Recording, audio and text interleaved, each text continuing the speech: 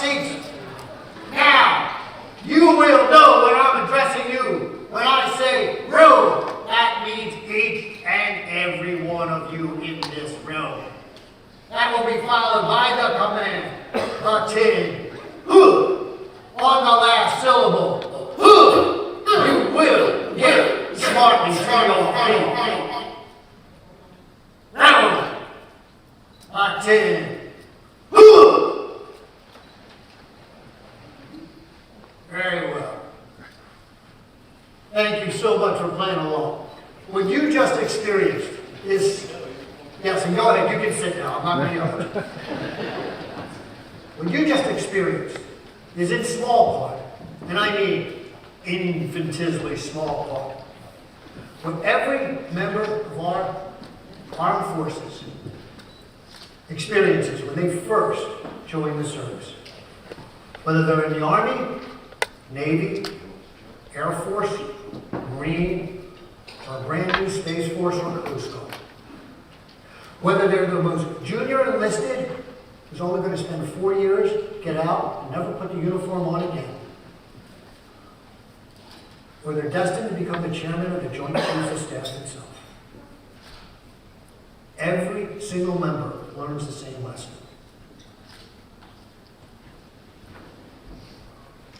The lesson's a simple one. Before we can lead, we must first follow.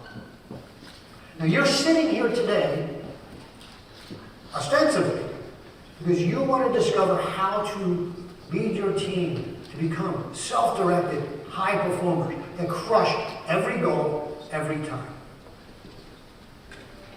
And yet, I don't think one of you followed the simple direction of coming to your feet. Why is it? Why did you stay seated? Let me open this up. Why did you stay seated? Anybody? I'm sorry? Somebody said something? Lazy? I don't think anybody here is lazy. No, I don't think that's it. How many people thought I was serious? How many thought maybe it didn't apply to you? How many didn't actually understand my directions? How about you didn't understand how it was going to advance our goals today? Believe it or not, these are the exact same reasons that you're struggling with some of your team members who aren't following your directions. And in fact, according to Forbes, these are the very reasons people leave our companies, leave our organizations. You know, they do a study every single year, and for years now, the top 5 reasons that people leave, you know what's never in there? Money. People don't leave your companies for money. Your top performers don't leave because they're not being paid enough. That's not the reason. They may tell you that, but that's not what they tell their friends. They don't feel connected to the big picture. They don't understand how they're contributing. They don't feel valued. Some of the same reasons you didn't follow me today. You see, our team members want the same thing out of us as leaders that people have wanted from our leaders for 300,000 years. Since the beginning of man, or at least the beginning of Homo sapiens as man. We've been around this planet for 300,000 years, and for that entire time, we've chosen our leaders for one and only one reason. Any ideas what that is? To enhance our probability of surviving. That's it. It's that simple. Our leaders are chosen to help us survive.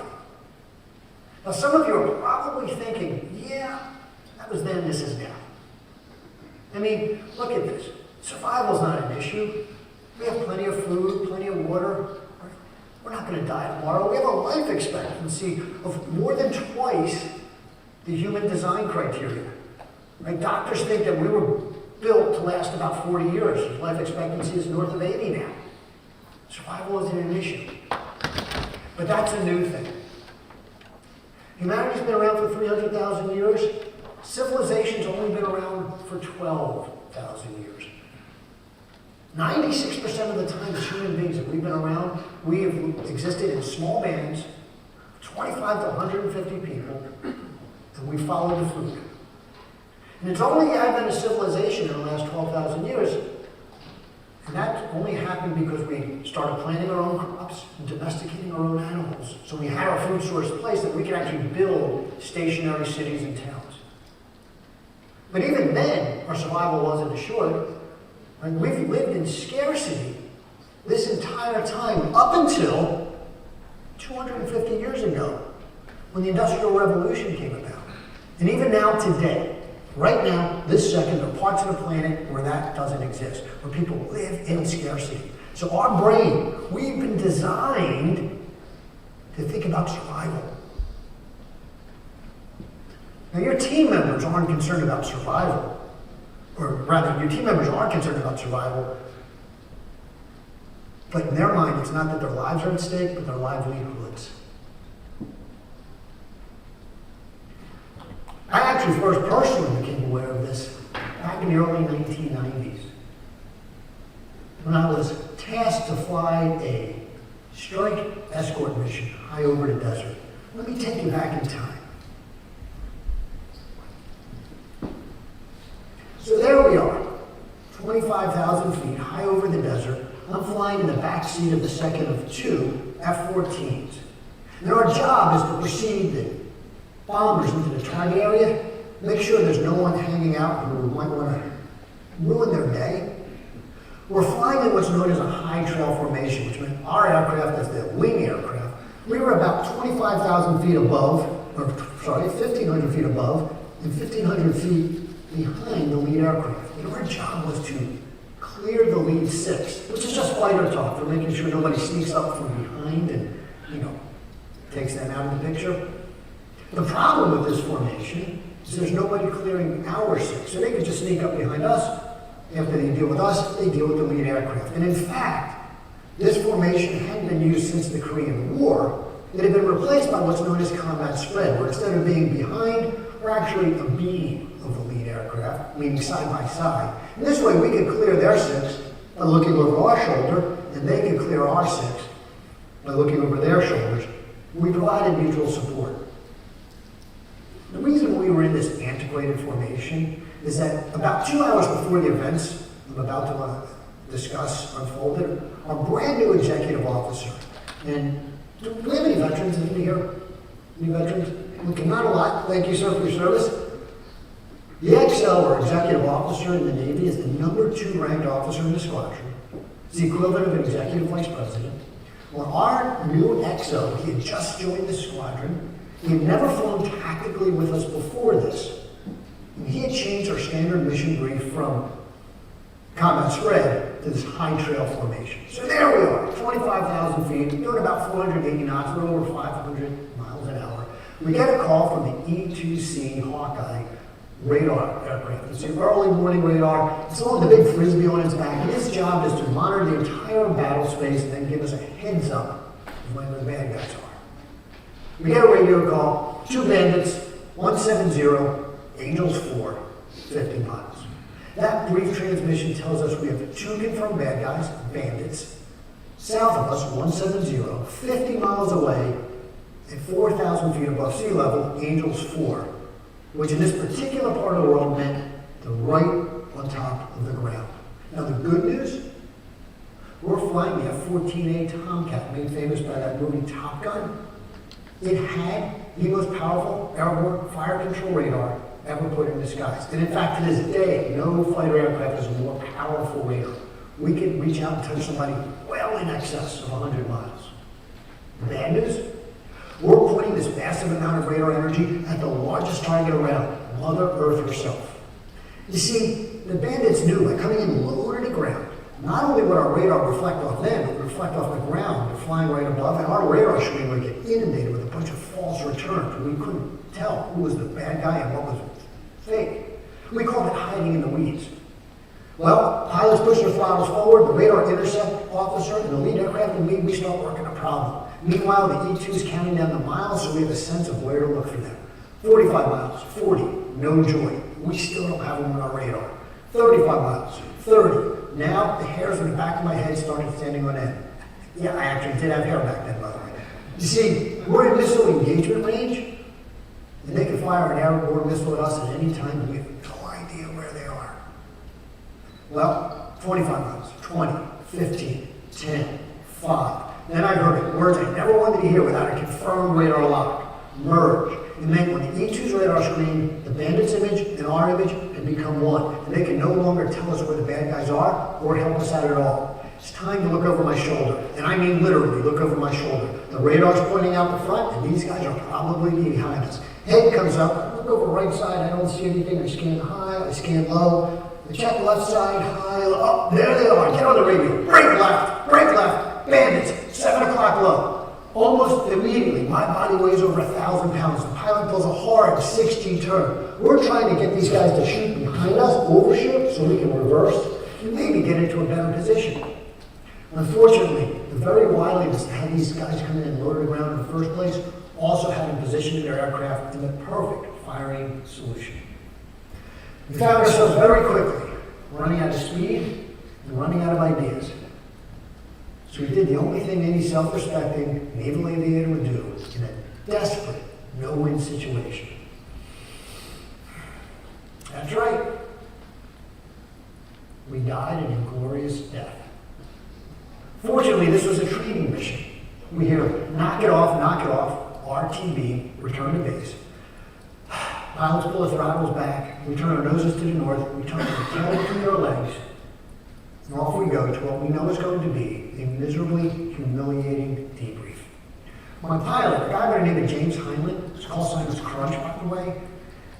You never want to fly with a guy who got a colorful call sign like Crunch. You never know what's going to happen in the aircraft. So Crunch and I were talking. Crunch was on his way out. I had a couple of years left in the squadron. It didn't bode well for us. You see, our boss had overridden us during the brief. He had changed our standard way of operating, and the disastrous results followed. We knew if this was real life, we weren't going to be going back for a debrief. My then fiance would be getting a knock on the door. Our morale was low. And even though we went back and we talked, and Exo said, you know, I made a horrible mistake, I'm never going to do that again. We didn't believe him. We didn't know him. We didn't trust him. And at that moment in time, we didn't even like him. He had to be accountable to us. He had to prove to us over the coming year that he was a man of his word, or we were in big, big trouble. Integrity and accountability are two key ingredients if you want to be a leader. If you cannot be accountable to your team, I promise you they will never be accountable to you. So you can see how important safety and security, survival is, even if your lives aren't on stake. That's what our team wants from us, but what is it as leaders we want from our team? Is survival enough? And I guess if you just want to be an okay leader, that's the minimum. You got to help them survive. And survival today, by the way, that just means setting people up for success. If we survive at the job, that's the minimum requirement. And isn't that what you want, right? You don't want to turn people over. You want them to continue on and to grow. But as leaders, is that enough? To be an excellent leader, we wanted more than survival. And I was faced with this problem when I was assigned as the legal officer. Now, a legal officer isn't a lawyer. I don't even play one on TV. We're non-lawyers who are responsible for administering the military justice system and commands that are too small to actually have a lawyer assigned to them. We go to a month of training, and then what happens is we get reports, and we have to decide what to do with them. So at the top end, right, it can be a courts-martial. Courts-martial, by the way, is a criminal proceeding. It's going to go into criminal court with potential jail time out of it. So that's only the most egregious things. In the middle, we have, in the Navy, we call it captain's mass. Marines call it office hours. The Army and the Air Force, they call it Article 13 hearings.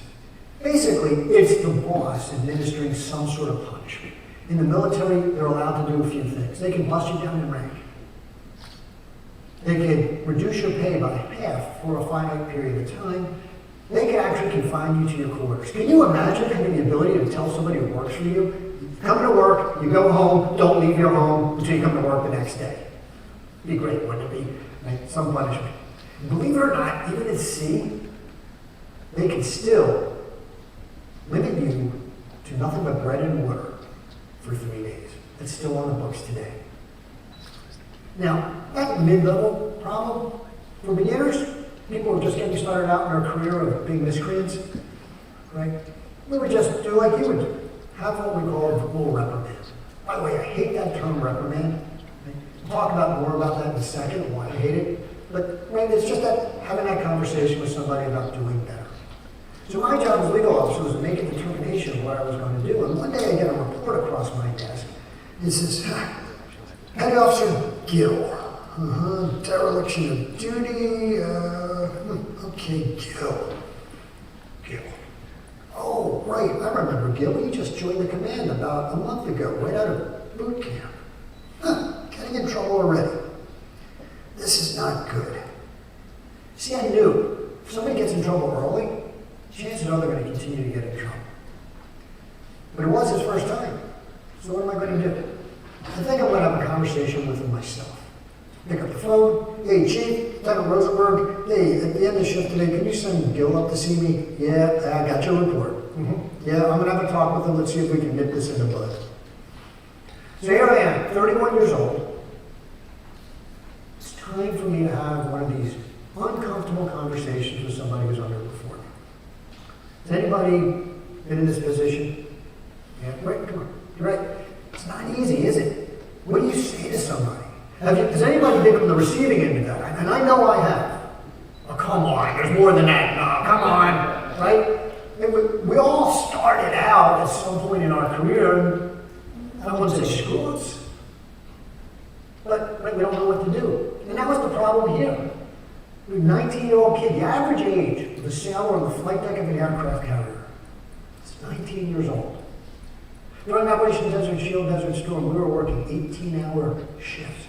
19 years old. That 14 that I flew was a $41 million aircraft. We had F-18s on there, E-2s, right? We had expensive equipment that these young men, and forgive me, at the time, my day, it was only men on the flight deck. So I'm not trying to be exclusive, but that was just a fact at the time. These young men were responsible for some really serious gear. Right? They don't know how to work. So it was my job to make him a better sailor. But frankly, at 31, I had not been in this position before, and I had to have this conversation, and I wasn't quite sure how to have it. I remember my dad. My dad was a school teacher in Philadelphia. He taught in one of the worst neighborhoods in Philly. He was there for 39 years. He taught the grandchildren of his first students before he retired. Now, when I say worst neighborhoods, you remember Rocky? Rocky was filmed in a neighborhood called Kensington. People in Kensington aspire to the trades. That's like the highest. And again, I am not, it's a great business to have, but college is out of the question for them. I'd say 40% of people in Kensington are on generational welfare. Education, really not a priority. So as a school teacher, they're really challenged. But my dad had more than his share of success. And I remember as I got older, as a teenager, as a young adult, when I was in college, asking him and talking to him about it. He said something really important to me that stuck with me. My dad said to me, you gotta connect what people are doing with what's important to them. What's in it for them.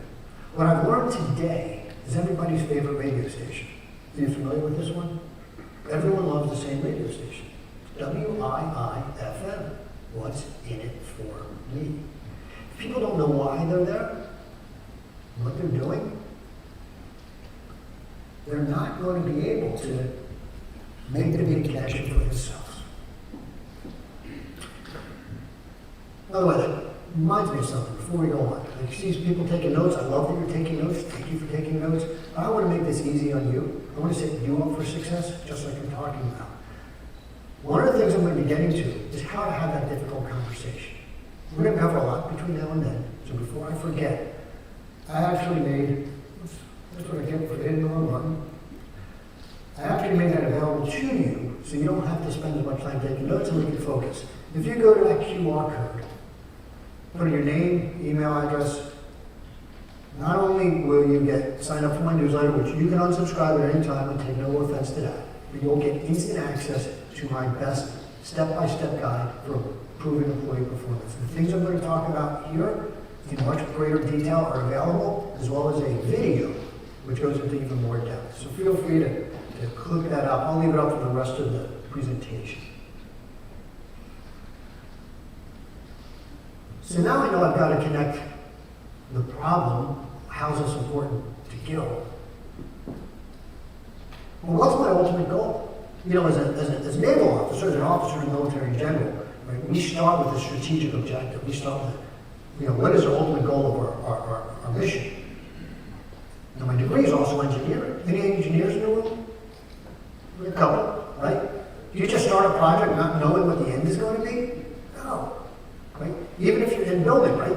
You don't start without a set of plans. You need to know where you're going to end up going. Where am I going to go with this? As an engineer, we're taught that the best way to analyze a system is to look at the extremes. So let's take a minute. Let's look at the extremes of the types of team members we potentially could have. Let's go to one extreme. To do this, we're going to go way past 1990s. We're going to go all the way back to the banner year of 1974. Now, looking around here, there are a few people who remember 1974 like I do. Incredible year, wasn't it? Something really amazing happened in 74. Get us some blank looks. You don't remember. It didn't make the news. So here's what was important about 1974. I got my first job.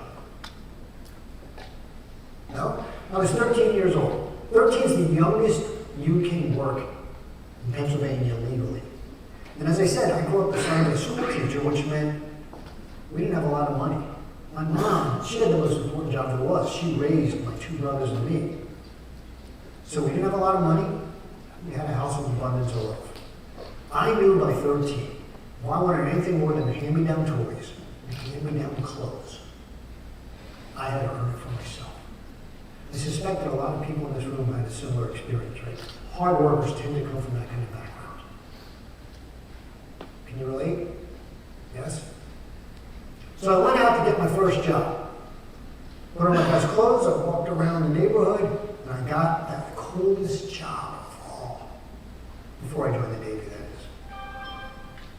I was going to be the busboy in a local Chinese restaurant. Yeah. Now, at that point in my life, I didn't really know what a busboy did. We didn't go out to eat very much, and even if we had at 13, you're kind of really narrow-minded. You don't really pay attention to the rest of the world. It's kind of all about you at that point in time, right? What I knew is that when I went to restaurants, I was told, sit in my chair, don't make a fuss, don't get up and around. And I had this whole cool place that I wanted to explore. I'd see people going into the back room, like, who's right back there? How does the food magically come out? Right? These are all the things as a kid that you sort of wonder. And now I was going to be privy to all of this. So I show up my first day of work, I got my black pants on, I got my white shirt. I go to work before they open up. They give me my badge of office, you know, that gray bin that they give you. They show me the kitchen where the sink is, where I'm going to put the dirty dishes. They tell me my job is to clear the tables when people are done. So we're getting ready to open up.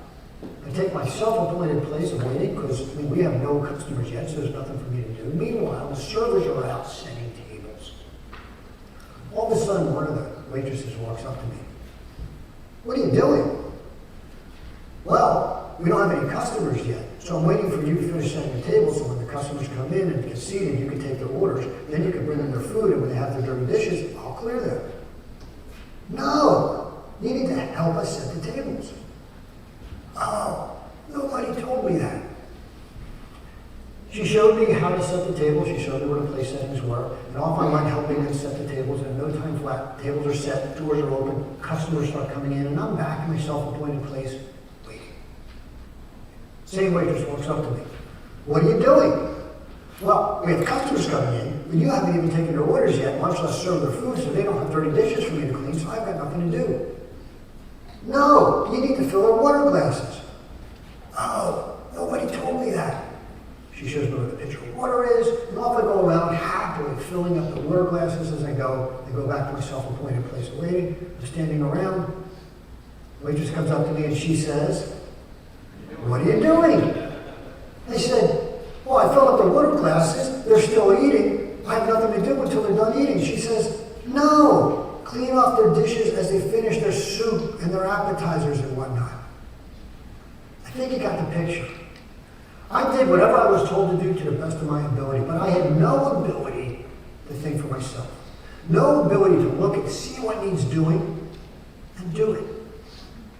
Today I call this the robotic personality, right? And we've all had that guy, we've all had me at 13 working for us at some point, haven't we? Right? It's sort of frustrating. Bang your head. It's like, all right, we'll do work hard, but we've got to stay on top of them. And the real problem with the robot in my mind is that when something goes wrong, we don't always know it.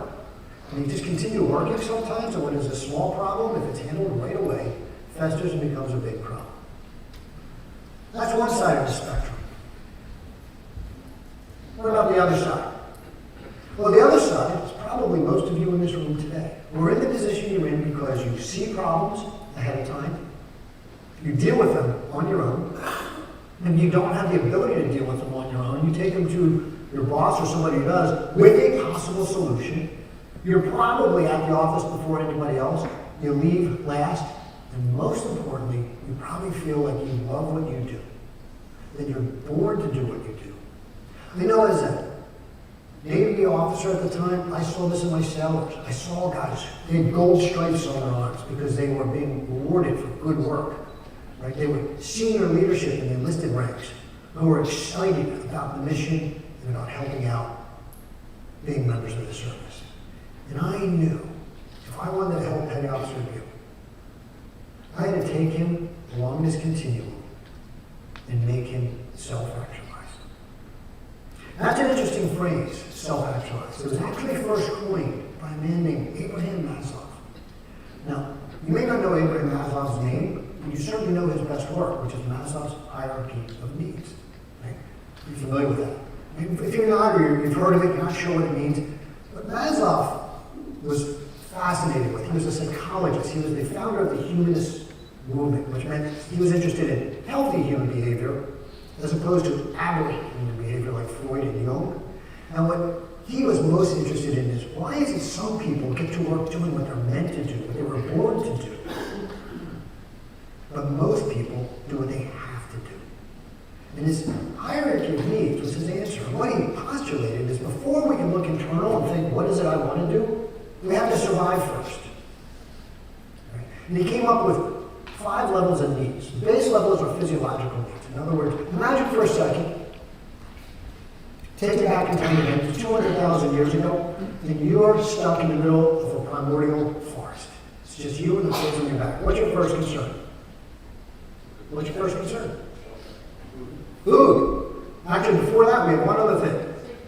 No, not quite. Water. We can only live about 3 days without water. We can go, some of us more longer, a couple weeks without food. So you're wandering around the forest, you start to get thirsty. As am I. You find a river, you don't notice animal tracks. All you know is there's water and you're parched. You run up the river, you splash water, you don't think about anything but I need to drink. Because your belly starts to sit and you start thinking to yourself, something bad could be in that water. Oh well, I'm drinking it. You see some berries and your stomach's rolling, you grab those berries, you pop them in your mouth, and that sweetness hits you and it's dripping down your face and you're like, the stomach feels better. And then once again, you start thinking, those berries, well, we'll do it okay. They may not be the best for me. See, what Maslow said is, we don't become aware of the next level of needs until the basic level is met. So we've now met our physiological needs, I have food and water. We start becoming aware of safety. That's the next level. You start thinking, well, there's other plants around here. I wonder if they're edible. Maybe instead of just throwing them in your mouth, you touch them in your tongue. You start seeing the tracks around you, you realize you better have some weapons because there's some predators out there. I mean, shelter so I can sleep. So you secure all of that. And then you start thinking about what? What's the next? It's just you out there. Do you remember that movie Castaway? When Tom Hanks, he's stranded on an island. All he has is the detritus from the cargo plane that he was on. And once he gets situated, he gets set up. What's the next thing he did? Anybody? Wilson, yes! He took a volleyball, painted a face on it, had somebody to talk to. We are pack animals. It's what Maslow called the need for love and belonging. We need to be part of a group. We're not apex predators by ourselves. We're dead faster than anything if we're alone. But as a group, look what we've done. I mean, you're part of an industry right now that has molded this planet to our will. That's pretty heady stuff. That's what we do as apex predators, is we change the environment to suit us. Now, when we're part of a group, are we more safe? Absolutely. And when we're more safe, are we better able to meet our physiological needs? Absolutely. Right? So each level supports the one below it. Now you're going to be part of a group.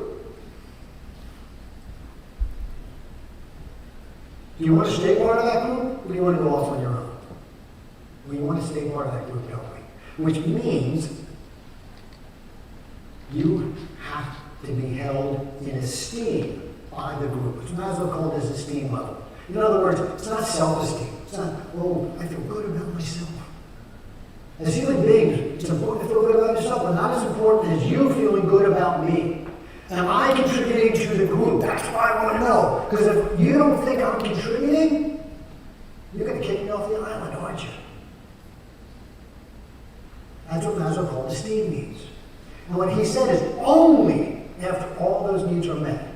And what he's talking about is ensuring our survival. Because if the group holds me in esteem, then my membership in the group is secure, which means I'm safer, more secure, and I'm better able to put food and water on my table, which means I'm going to survive. Only once those conditions are met do I look inside and go, oh, okay, I'm feeling pretty comfortable. What do I want to do? So if this is 200,000 years ago, maybe I enjoy napping flint, right? Taking the rock flint and turning it into spearheads and knives and things like that. And I'm not a great hunter. Bill's a great hunter. Right? Who are the hunters here? You have hunters here? Yeah. A friend of mine sent me a picture the other day of her husband with this huge moose buck, killed with a K-bar. No, he didn't. 338, but yeah. That's what I said. Yeah, if he was a real man, he'd have used a K-bar. But people love hunting. If I like fashioning weapons and you love hunting, and I'm being held in esteem, and I can contribute to the group, then I'll turn to my passion and do that. But if my passion doesn't satisfy what the group needs, I'm not going to do it. So you can see our needs as leaders, which is to turn people into self-actualized individuals, and our team members' needs for survival coincide. And if you can get people to be self-actualized, you more than meet their need for survival. Instead of just surviving, they thrive. So as great leaders, we want our team to not just survive, but to thrive. All right, so how does this apply to Gil? So Gil shows up at my office, 3 o'clock, I hear knock on the door. Does this work? Yeah. Okay, good. It's because I'm made out of wood. Shows up at my office. That's Gil, recording was ordered. Come on in, Gil. Have a seat. Close the door behind you. All right. So we're going to have this conversation. We're going to have this difficult conversation. What are we going to do? First thing I did is say, close the door. Why is that? Privacy. Well, why do we want privacy? I'm sorry? No one needs to know what's going on. Yes, and there's actually a more important reason than that. The outcome I want from this is Gil to change his behavior, which means he needs to be open to hearing what I have to say. If I had a conversation with him around his friends, which is, right, he's going to be guarded, he's going to be defensive. That's our natural reaction. He's not going to hear me. He's going to justify his actions. Always, always, always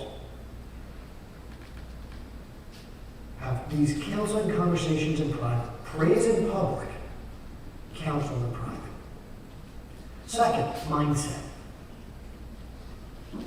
The reason I detest calling these things chastising or reprimands is that mindset is I want to make them feel bad. Right? And it's really a selfish mindset, isn't it? I mean, reprimanding is really about us feeling good. I want to belittle them so I feel better. That's not my goal. I want them to feel good. I want them to feel valued. We only hold people accountable that we think are capable. But they have to know they're capable as well. So you got to come to a place of caring about them. I prefer the term counseling session. Come into these with an idea of counseling session. You are there to help.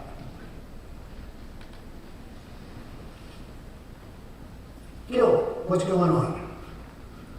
Well, sir, I was excited about recruiting in the Navy. And I joined up and I went to boot camp. And yeah, it was regimented, but I loved it. I knew I was home. This was meant for me. By the way, folks, when we hire people, we're meeting their physiological needs. That's all there is. Just hire them, right? Put food and bread on the table. But that doesn't mean we just hire anybody. Right? In fact, we want to hire people who share our values. We want to hire people who share our passion, who share our purpose. Gil just told me that he was excited about it because when he joined boot camp, he loved what he was experiencing, the military life. And our culture is a reflection of our values and purpose. Well then, sir, I went to C school. By the way, C school is just technical training. So if I'm using that jargon, I'll let you.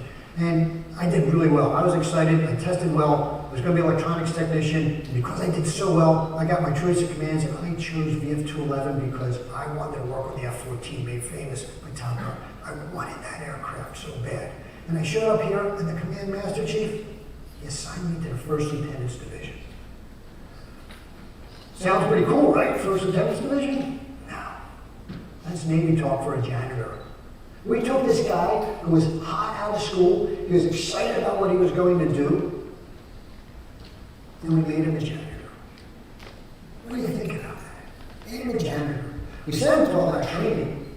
By the way, safety and security, that's where training comes in. How many of you have formal written training programs? Just raise your hand.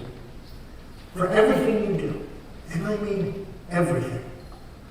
Not just the technical training about how to do fire stop. How to answer the phone for your in-house, in-office people.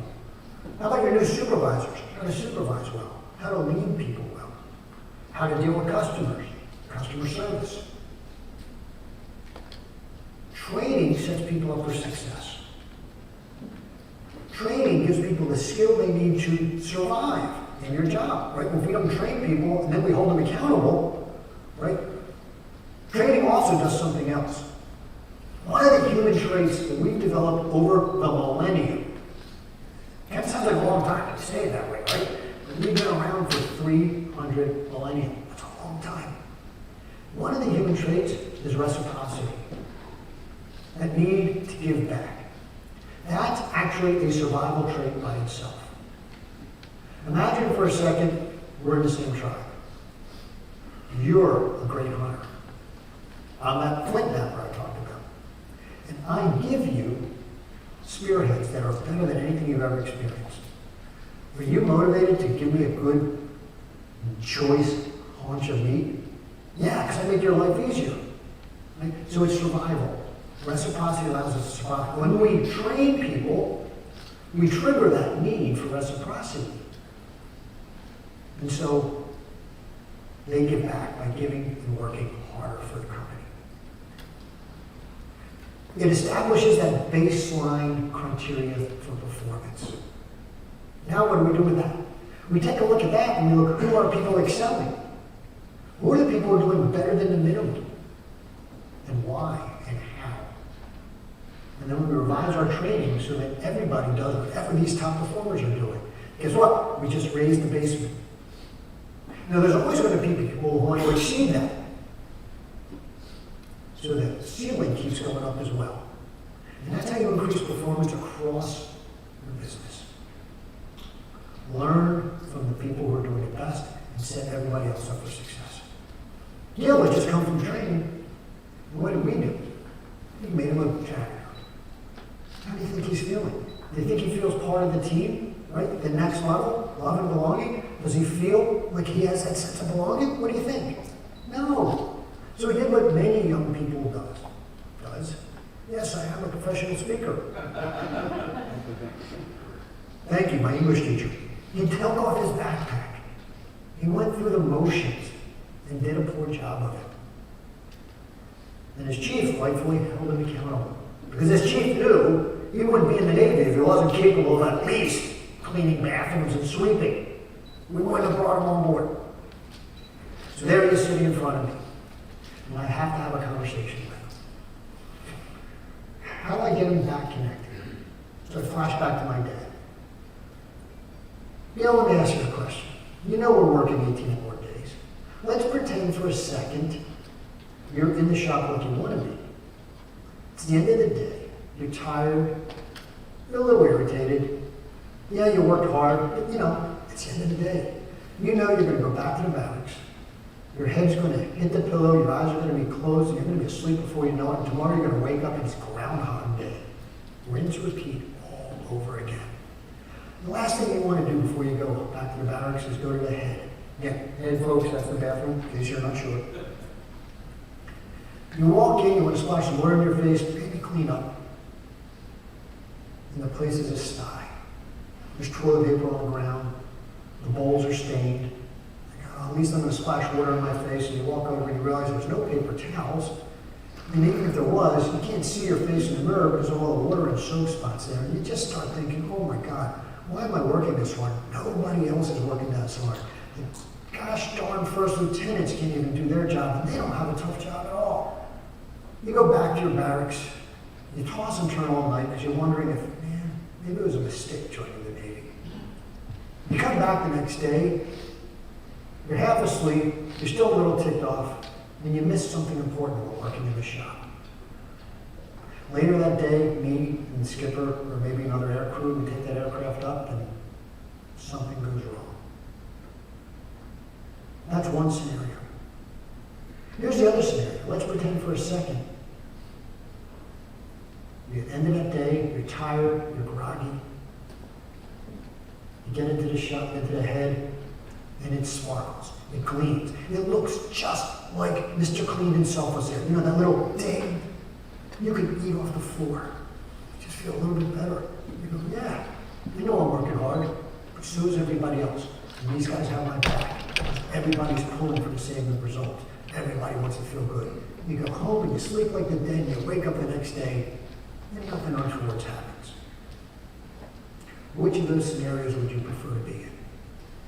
Of course, Bill looks at me. He's like, well, I'd rather be in the second.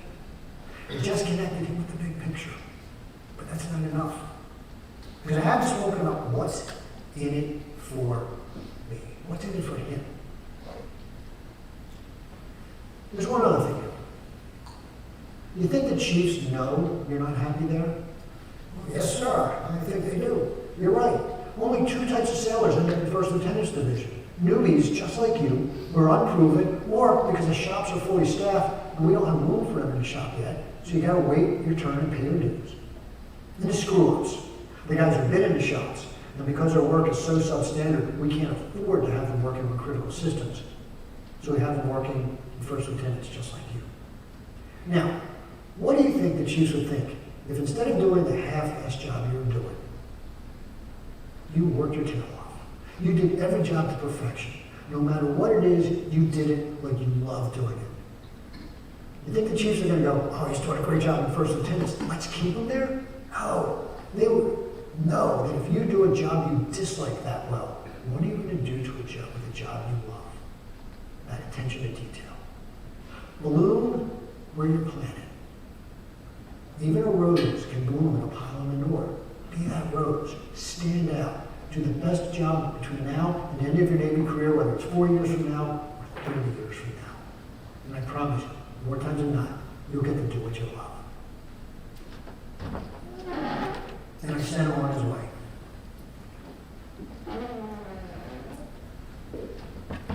I wouldn't even know this story today.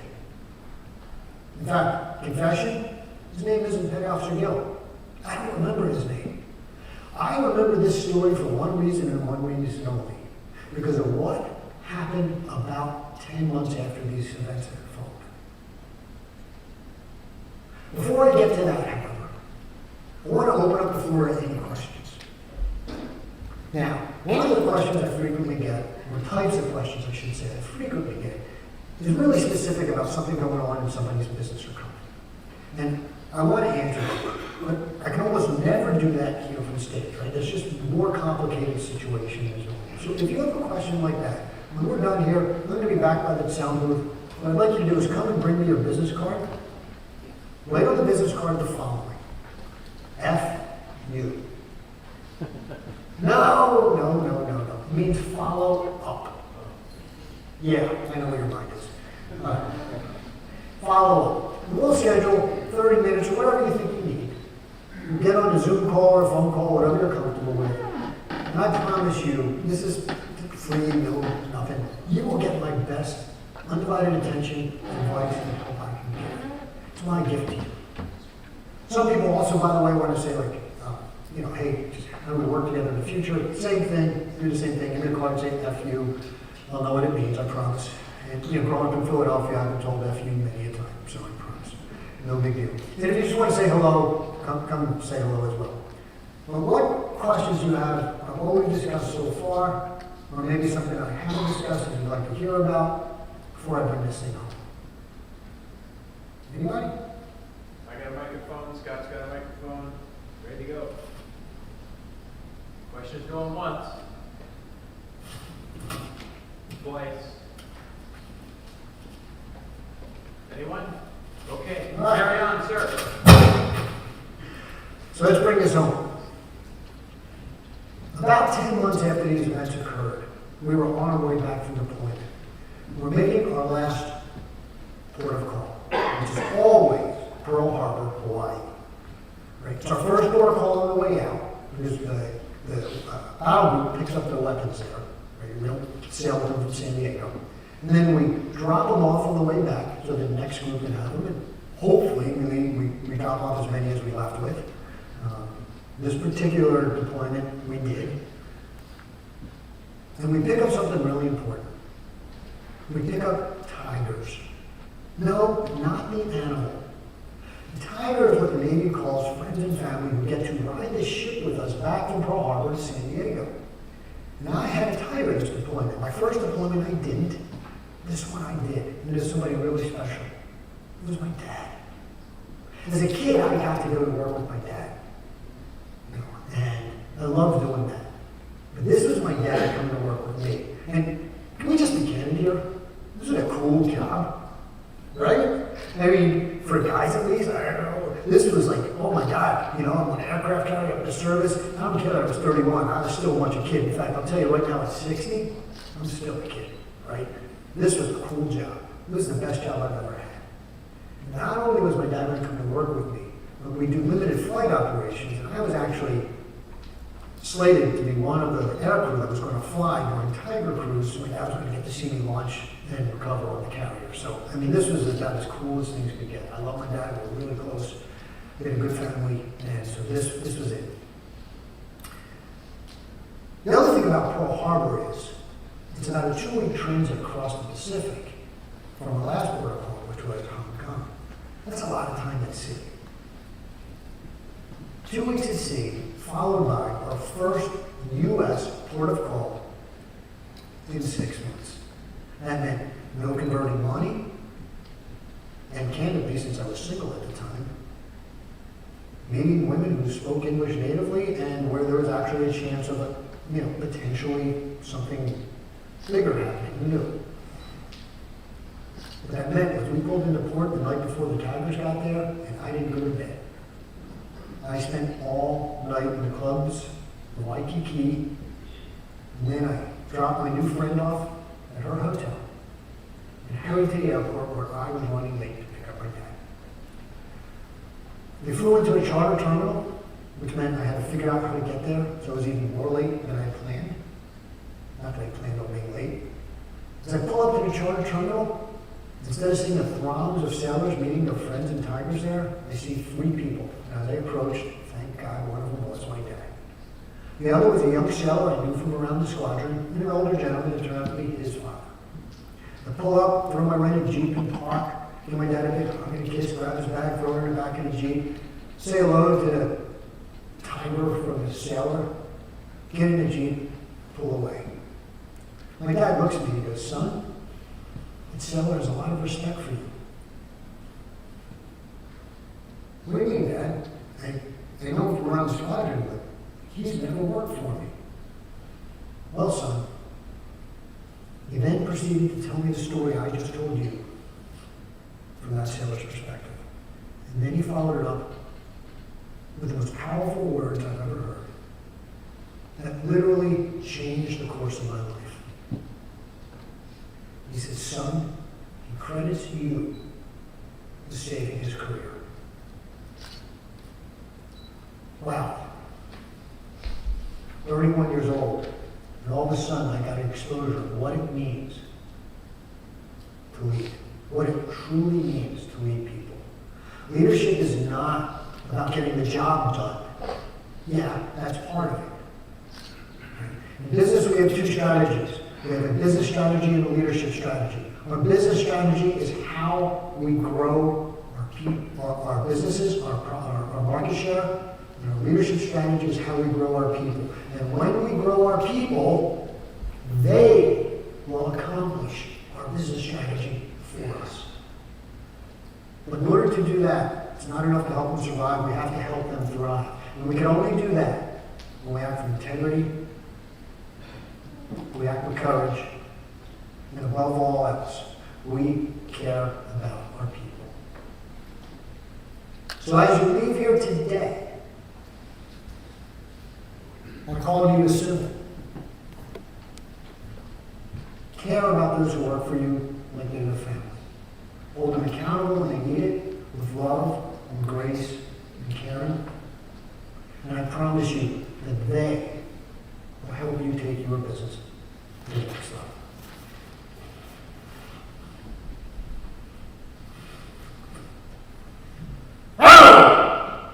Attention!